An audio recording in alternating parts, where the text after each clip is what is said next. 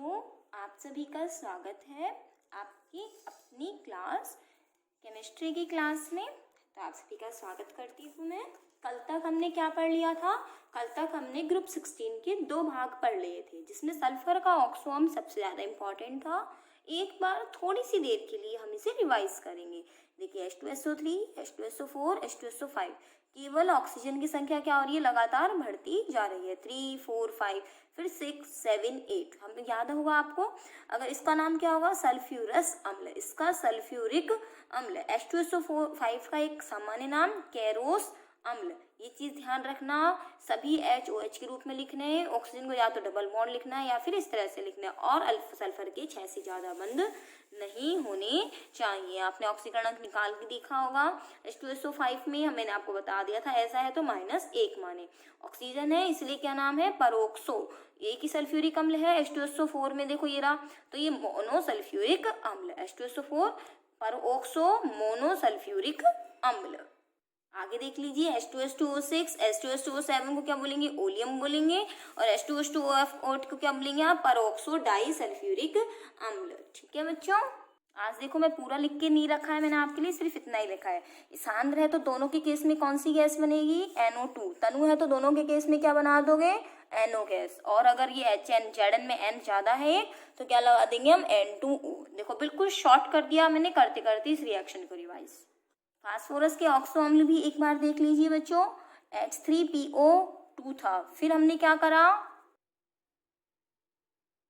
देखिए यहाँ से H3PO2 था, एक ऑक्सीजन और बढ़ाइए H3PO3, फिर एक और बढ़ाइए H3PO4, 4 तक हो गया। फिर O कितनी लेना है? 5, फिर कितने लेने हैं? 6, फिर कितने लेने हैं अपने को? 7 ले लिया हमने। 5, 6, 7। आगे क्या करना है हमें? H3 एक हाइड्रोजन बढ़ा देना 4, P एक और बढ़ा देना 2। ऐसे ही H एक और बढ़ाइए, P एक और बढ़ाइए, H एक और बढ़ाइए, P एक और बढ़ाइए। बढ़ा दिया। अब मैंने आपसे बता रखा था इन दोनों को उठाइए, और तो देखिए O3, O4, O5, O6, O7, O8, इसलिए ताकि आपका रिवीजन पक्का हो जाए बच्चों। ये 3 है अपना, इसीलिए 3 और 4, 3 ऑर्थो। देखो 3 ऐसे लिखते हैं ना, इसीलिए इसको क्या बोल दिया हमने? ऑर्थो। और नाम क्या बनेगा? एक ऑक्सीजन कम है तो फास्फोरस, एक ऑक्सीजन ज्यादा है तो फास्फोरिक, अर्थात ऑर्थोफास्फोरस अम्ल, ऑर्थोफास्फोरिक अम्ल। ठीक है, एक O2 और है। अब इसमें से सम और विषम छांट लीजिए। 2 और 6 क्या है? सम संख्या वाले हैं। और O5 O8 क्या है अपने? O5 O6 क्या है अपने पास? यहाँ से देखिए ये दोनों तो बचेंगे अपने पास। अब मैंने आपको क्या बता रखा था? यहाँ पे एक में तो लगाइए हाइपो शब्द और एक में लगा दीजिए पायरो शब्द। लगा दिया आपने? देखो और भी कैसे याद कर लोगे, कंफ्यूजन नहीं होगा।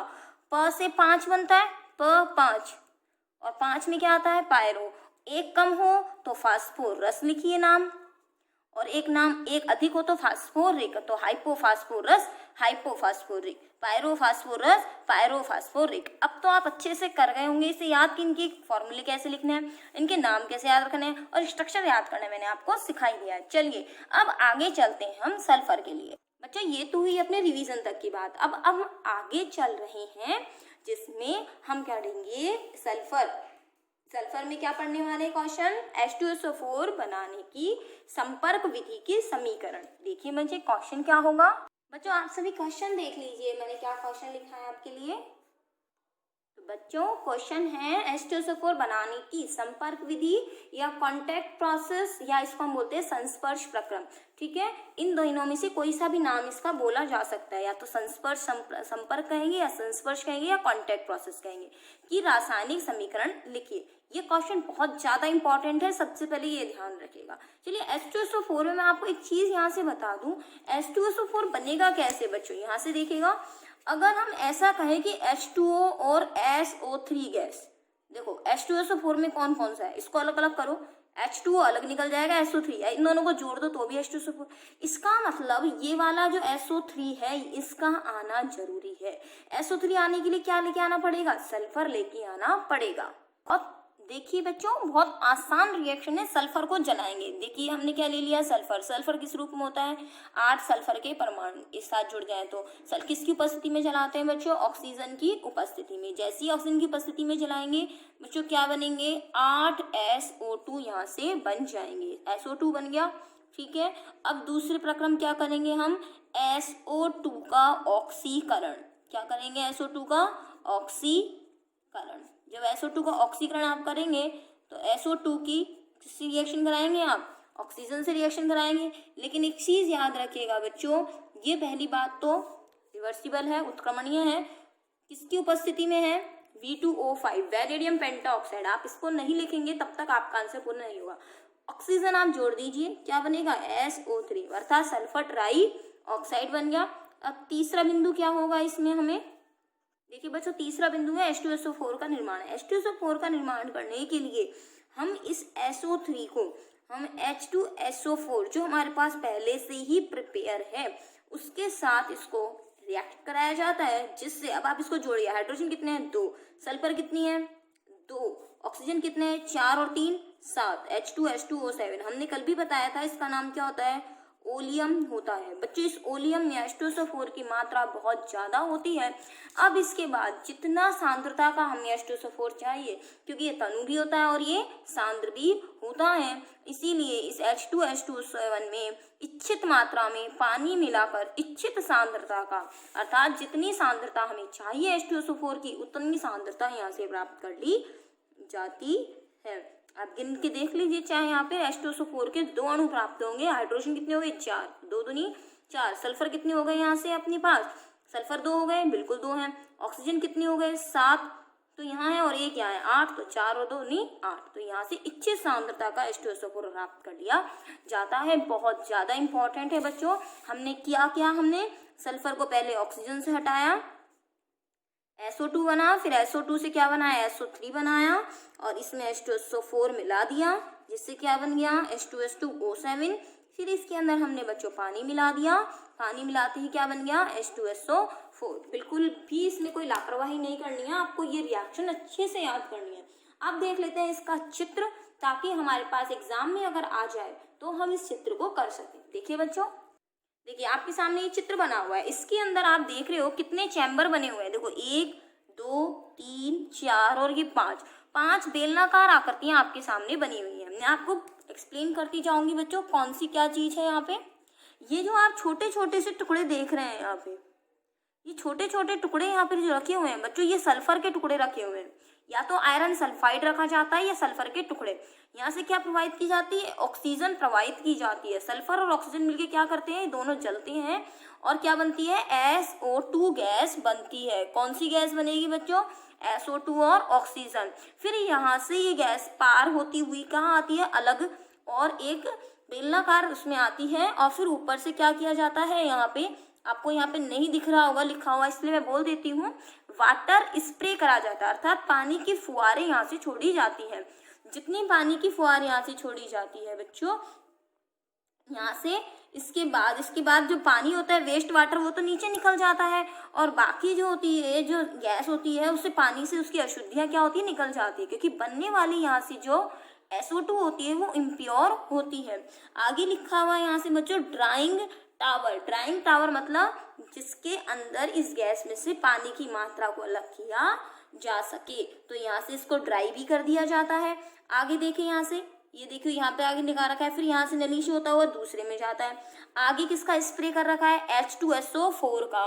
किसका स्प्रे है बच्चों, H2SO4 का। थोड़ा समीकरण से ये चित्र अलग है, एक तो स्टेप इसके अंदर ज्यादा है।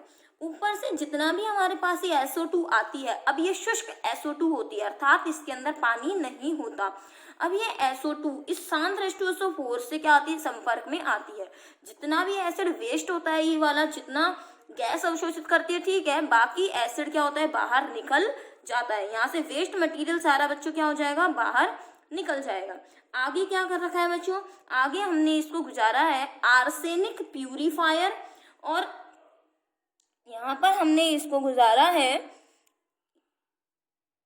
ये आर्सेनिक का क्या है, यहाँ से प्यूरिफायर है। मैंने यहाँ से कहा था कि पहले ही कि जो अपना डायग्राम है ये थोड़ा अपनी रिएक्शन से क्या होगा, अलग होगा, तो यहाँ से इसको इसमें से गुजार दिया जाता है। आगे क्या करते हैं, इसको उत्प्रेरक में से गुजारते हैं। अब तक हमारे पास जो इस चैम्बर के अंदर आ रही है चीज वो क्या है बच्चों, SO2 है।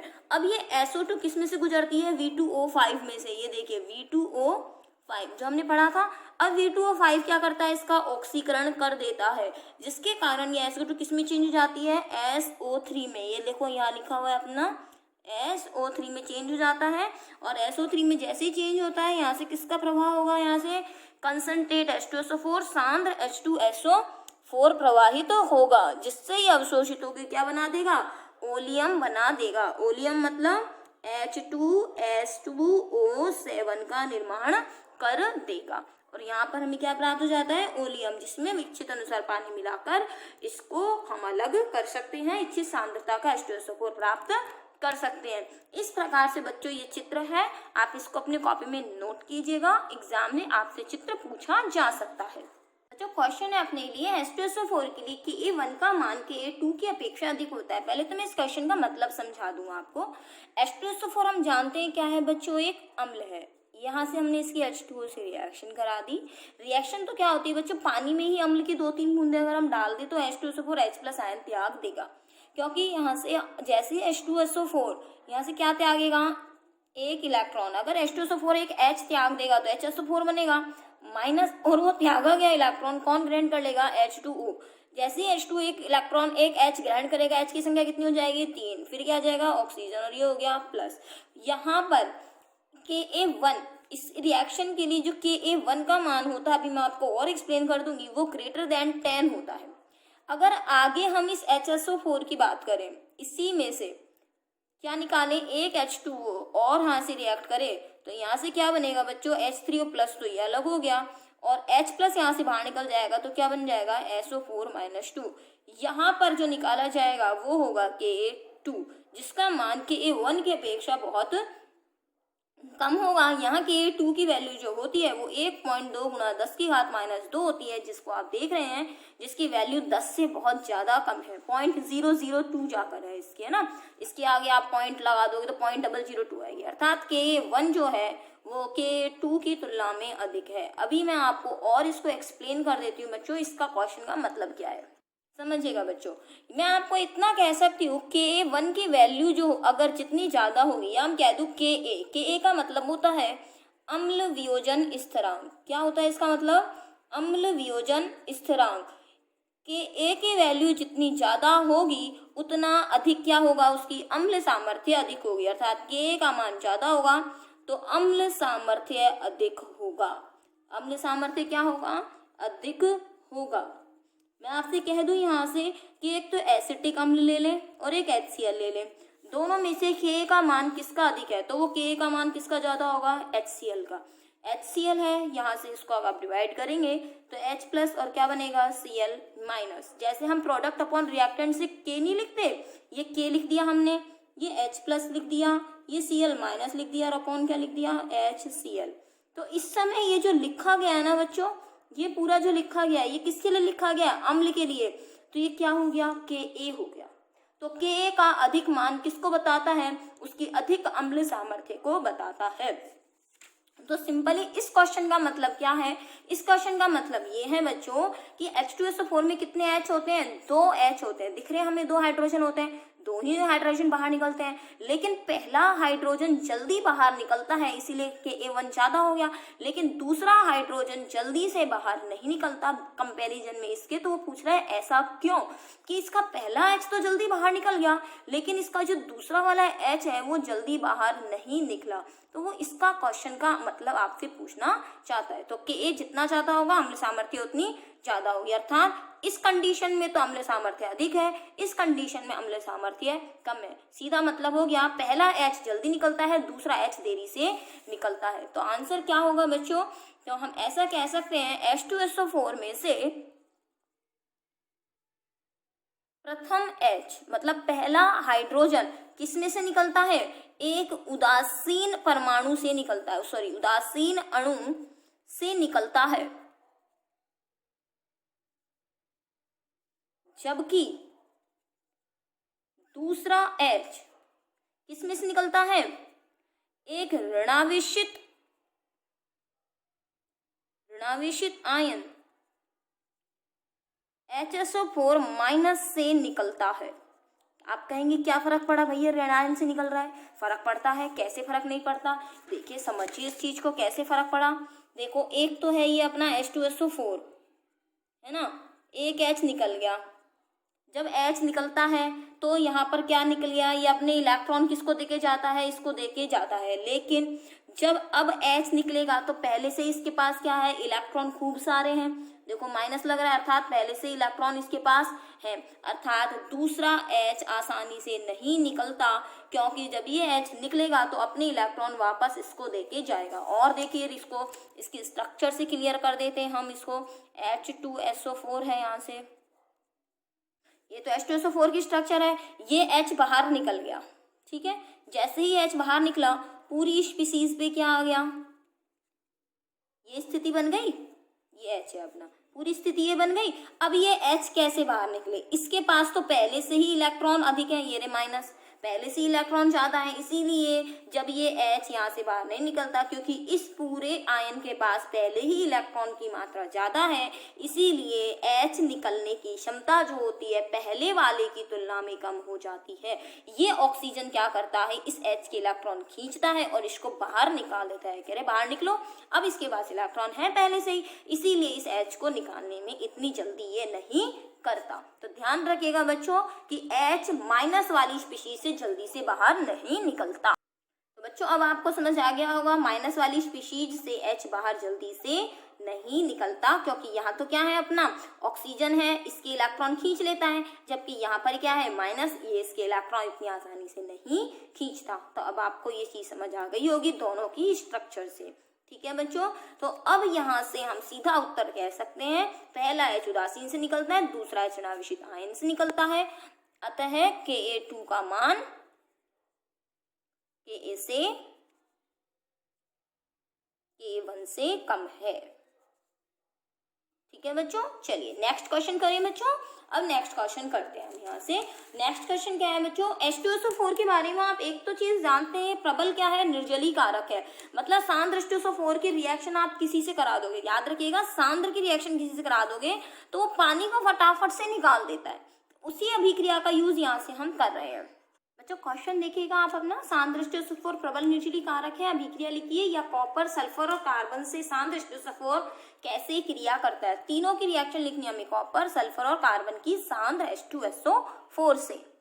बच्चों देखिए कॉपर की सांद्र H2SO4 से रिएक्शन लिखेंगे तो सीधी सी बात है, कॉपर इससे रिएक्शन करके क्या बनाने वाला है बच्चों, कॉपर सल्फेट। मैंने आपसे कहा कैसा है ये, प्रबल निर्जली कारक। निर्जली कारक है मतलब क्या निकालेगा, पानी को बाहर निकाल देगा, तो H2O बाहर और क्या बाहर हो जाएगा, SO2। एक चीज मैं आपको बता दूं, कॉपर तनु H2SO4 से कोई क्रिया नहीं करता, अर्थात नो रिएक्शन, कोई भी क्रिया नहीं करता। ये आपकी 11th क्लास में भी थी, आपका चैप्टर नंबर 8 ऑक्सीडेशन रिडक्शन, जहां हमने पढ़ा था।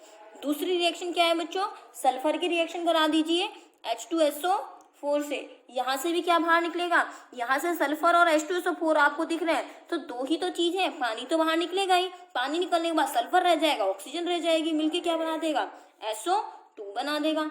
तीसरा देखिए कार्बन और H2SO4, तो हमें ये तो पता है H2O तो बनेगा ही बनेगा, SO2 सब में बनाते आ रहे हैं, तो और क्या बच गया, कार्बन बच गया, कार्बन बच गया तो CO2 बना दीजिए, तो ये आसान सी रिएक्शन हो जाएंगी।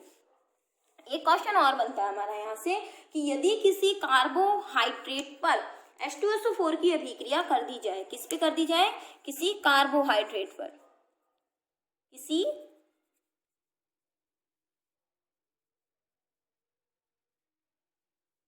कार्बोहाइड्रेट पर, या हम कह दें सुक्रोज ही ले लें, या हम क्या कह दें इसको, शर्करा पर। बच्चों ये कुछ क्वेश्चन ऐसे हैं कि आप जब वीडियो को साथ साथ देखेंगे तो ही आपको लर्न हो जाएंगे। बस आपको इतना ध्यान देना है कि कार्बन बेसिकली क्या बना रहा है, हाइड्रोजन क्या बना रहा है और सल्फर क्या बना रहा है। तो C12 अपने पास क्या सूत्र होता है बच्चों, C12H22O11, ये किसका सूत्र है, सुक्रोज का। चैप्टर नंबर 4 में भी हम पढ़ चुके हैं, जब हमने छद्म कोटि की अभिक्रिया पढ़ी थी। किससे अभिक्रिया करा रहे हैं, सांद्र H2SO4 से। तो हमारा यहाँ पे सांद्र H2SO4 जब इससे क्रिया करता है बच्चों, तो ध्यान रखिएगा ये कार्बन सारा किस में चेंज हो जाता है, CO2 में, और हाइड्रोजन सारा किस में चेंज हो जाता है, H2O में चेंज हो जाता है।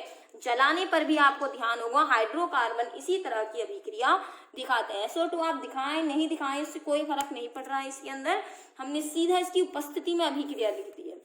ठीक है बच्चों, ध्यान रखिएगा सांद्र H2SO4 पानी निकालता है, जबकि तनु H2SO4 क्या करता है, तनु H2SO4 पानी को जोड़ता है। सल्फ्यूरिक एसिड के कोई और यूजेस वगैरह हम कह दें तो आप जानते हैं सल्फ्यूरिक एसिड का यूज किस किस में होता है। देखो यूज किसी का है ना, तो एक यूज तो प्रयोगशाला अभिकर्मक, ठीक है, लिख भी लो चाहे इसको, मैं इसमें नहीं लिखूंगी, प्रयोगशाला अभिकर्मक।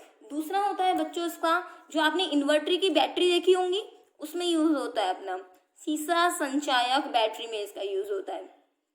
ठीक है, और अपन कह दे पेट्रोलियम शोधन में, नाइट्रोसेल्युलोज जैसे उत्पादों में, जो भी अपना है यहाँ से, चलिए प्रयोगशाला वाला भी मैंने यहाँ से लिख दिया आपका अभिकर्मक,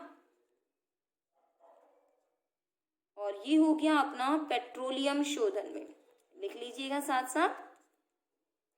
और H2SO4 आपको इतना तो पता ही है, इसे रसायनों का राजा कहते हैं। तो यहाँ से आपका ग्रुप नंबर 16 खत्म होता है। अब बच्चों लगभग अपना 50% चैप्टर हो चुका है। अब अपना है ग्रुप 17। तो ग्रुप 17 देखेगा बच्चों, देखिए अब अपन स्टार्ट कर रहे हैं ग्रुप 17। ग्रुप 17 में कौन कौन से अपने पास आते हैं तत्व बच्चों, अपने आते हैं FCl, Br, I और AT को बोलते हैं एस्टेटीन। आपको इसका सामान्य नाम तो मे भी पता होगा, फिर भी अपन लिखते हैं हैलोजन वर्ग। कौन सा वर्ग कहते हैं इसको, हैलोजन। हैलोजन क्यों कहते हैं, अर्थात लवण बनाने वाले तत्व। हैलो का मतलब होता है लवण बनाना, तो ये हैलोजन, जन मतलब बनाना, तो लवण बनाने वाले तत्व। जैसे हमने कहा Cl से NaCl बन गया, MgCl2, CaCl2, तो ये सभी क्या है, लवण है। NaBr हो गया, KBr, KCl, HF, ये सभी क्या होंगे, लवण। तो इन तत्वों से क्या बनता है बच्चों, हमारा लवण बनते हैं। तो लवण बनाने वाले तत्व किसमें आते हैं, ग्रुप 17 में आते हैं, जिन्हें हैलोजन कहते हैं। तो बाह्यतम कोश में कितने इलेक्ट्रॉन होंगे बच्चों, बाह्यतम कोश में इलेक्ट्रॉन संख्या, मुझसे ज्यादा तो अब आप जान गए हैं, मेरे उत्तर ना देने से पहले ही आपके माइंड में आ गया कि इतनी सरल सी चीज क्यों बता रहे हो मैम, 7 इलेक्ट्रॉन ही तो होंगे, 17 लिखा हुआ है, तो ये हो गए 7 इलेक्ट्रॉन बच्चों।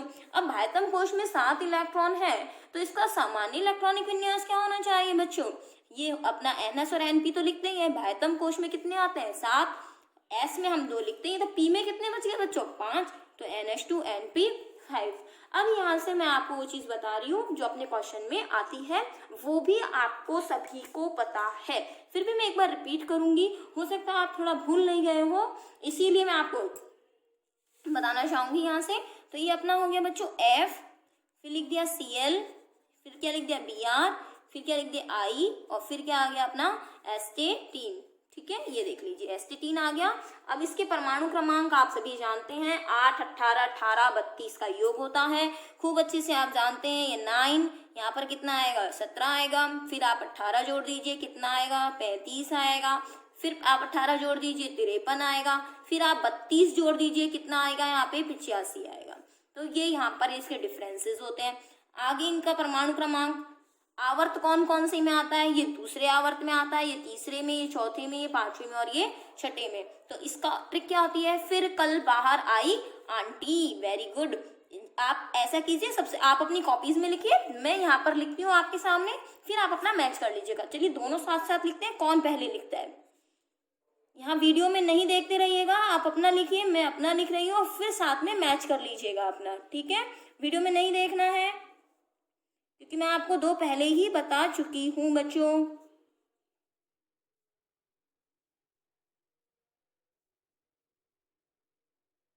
अच्छा एक बार देखिए, आपने ये सब लिख लिया होगा अब तक, तो 2s2, 3s2, 4s2, 5s2, 6s2 लिख दिया हमने। तो यहाँ से आप इलेक्ट्रॉन की गिनती भी करके देख सकते हो, 10, 5, 15 और 2, 17 सही है। आर्गन 18, 18, 2, 20 और 5, 25, 5, 10 कम पड़ रहे हैं, तो बच्चों 4 से 1 कम 3, वेरी गुड, 5 से 1 कम 4, तो 40, 10, बिल्कुल इसी तरह से करते रहिए बच्चों। 6 में 1 कम हुआ 5, 5d 10, 4f 14। ठीक है, तो ये बहुत अच्छे से देखिए इस तरह से हो जाएगा। यहाँ 32 का है तो यहाँ जितने जितने का डिफरेंस आता जाए बच्चों 3D यहाँ से स्टार्ट होगा, फिर 40, फिर 5D और फिर 4F 40। ठीक है, चलिए आगे देखें हम इसके अंदर। बच्चों देखिएगा अपना परमाणु त्रिज्या, आयनन एंथैल्पी, विद्युत ऋणता, ये अपने पास टॉपिक्स होते हैं जिसमें मैं आपको पहले भी बता चुकी हूँ। ऊपर से नीचे आने पर आकार बढ़ता जाएगा इन सब का। आयनन एंथैल्पी ऊपर से नीचे आने पर आयनन एंथैल्पी क्या होती है, घटती है, क्योंकि आकार क्या होता है, बढ़ता है। विद्युत ऋणता ऊपर से नीचे आने पर क्या होनी चाहिए बताओ। विद्युत ऋणता क्या होता है, इलेक्ट्रॉन खींचने की क्षमता। तो जो छोटा परमाणु होगा वो जल्दी खींचेगा, बड़ा परमाणु होगा वो देर से खींचेगा। तो विद्युत ऋणता भी ऊपर से नीचे आने पर घटती है। अगला है अपना इलेक्ट्रॉन लब्धि एंथैल्पी, अर्थात इलेक्ट्रॉन को जोड़ने पर निकलने वाली ऊर्जा। तो बताइए बच्चों, छोटा इलेक्ट्रॉन जल्दी खींचता है इलेक्ट्रॉन या बड़ा? छोटा जल्दी खींचता है लेकिन जुड़ता नहीं है जल्दी से। अगर आपको याद हो तो हमने ऑक्सीजन और सल्फर में ये चीज करी थी। तो बच्चों आज हम ग्रुप 17 का जो है बाकी पार्टीशन हम कल पढ़ेंगे क्वेश्चन वाइज।